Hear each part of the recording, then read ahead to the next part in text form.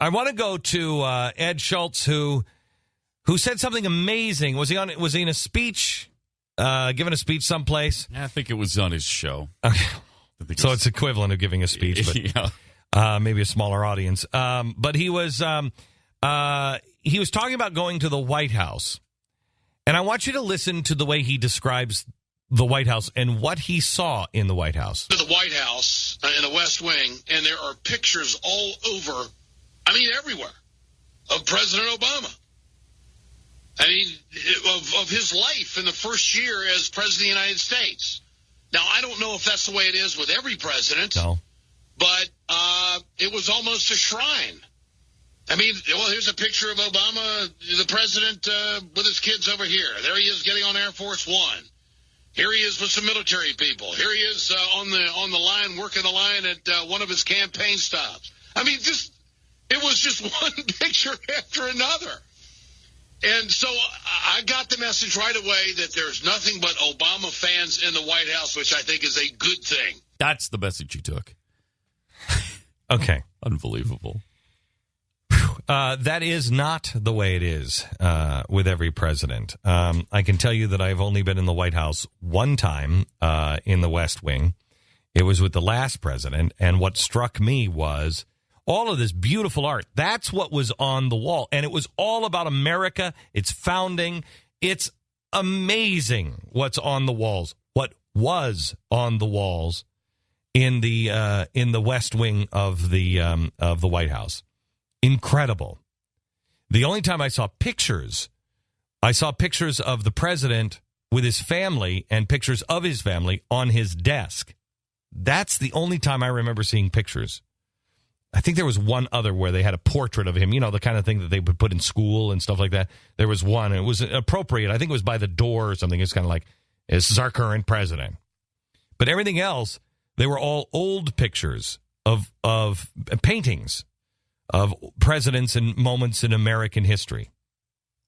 Now, I just got a note from a friend of mine who said, Glenn, I was just in the White House for 3 hours.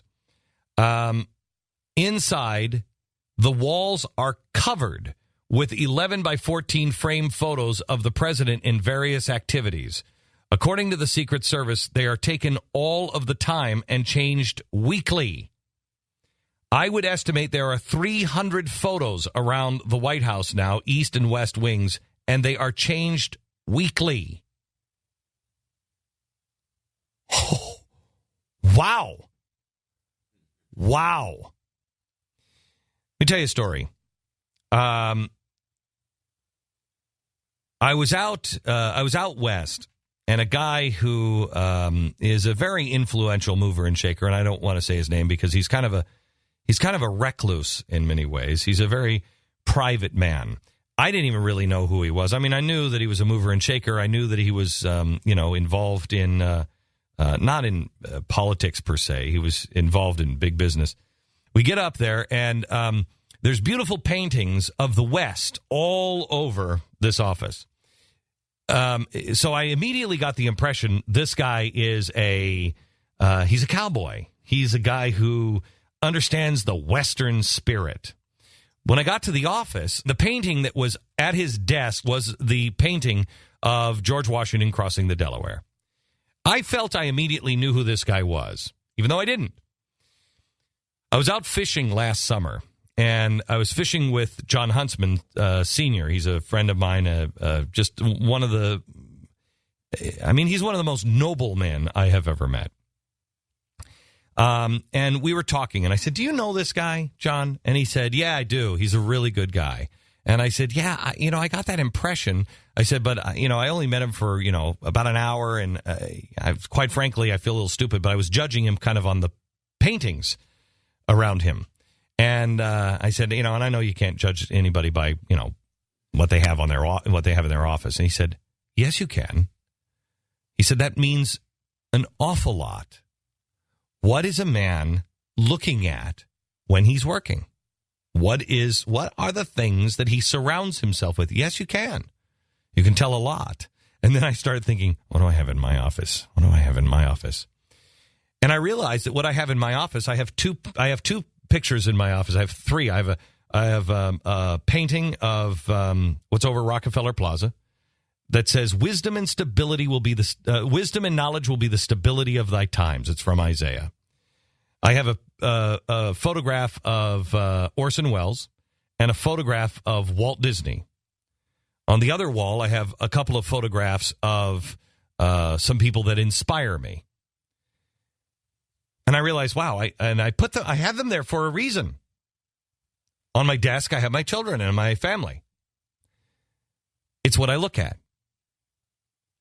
Now, if I'm going to go back to the White House, I want to see, who is the president looking at? What does the president have around him? Apparently, he's looking at himself an awful lot, which kind of explains an awful lot about his arrogance, does it not? The other side of it is, if you're watching as an insider now, you will see, well, behind me now is a photograph of Ronald Reagan, old Ronald Reagan. Ronald Reagan from the 1950s. And the reason why I have that picture is because the Ronald Reagan of the 1950s, he was a searcher. He was trying to find out, well, wait a minute. What is it I believe in? I think I've been lied to. He was a guy who was open and saying, wait a minute, and he was formulating his ideas. That's why I have that picture there behind me.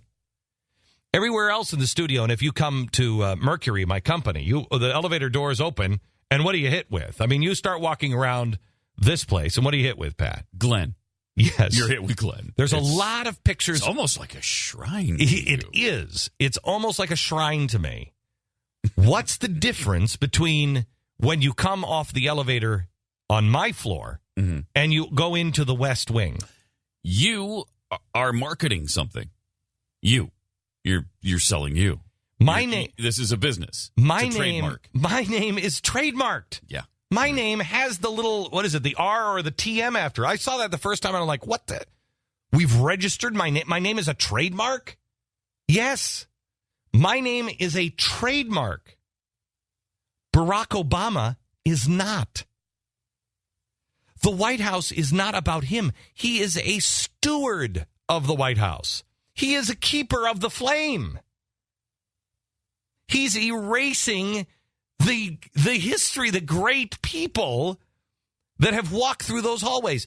If I were the president of the United States, I would have Abraham Lincoln, George Washington. I'd have every picture that would remind me of every heroic event that this country has ever been involved with. I would have everybody, pictures and paintings of everybody who sacrificed to remind me, A, it's not about me. And look at these people and what they were willing to do. You are in a sacred place. That White House, but I saw it. Remember, we talked about this the other day, Pat. You and I were in our office, and we saw the picture of Barack Obama with the Resolute desk. Yeah, and he's got his feet up on it. He has his feet up on the Resolute desk. The disrespect. Oh, my gosh. Doesn't care. He just doesn't seem to care. I mean, just the history of the Resolute desk. I would be afraid to put a cup on the Resolute desk. And the day that I wasn't afraid of putting a cup on the Resolute desk is the day I should leave office. He's sitting back. He's got his feet up on the Resolute desk, and he said, the guy doesn't understand stewardship. And he is surrounded by people that also idolize him to the point of being a little frightening. This guy is not the Messiah. He is a president. And there will be another president after him if you haven't done too much damage. And he will retain a space.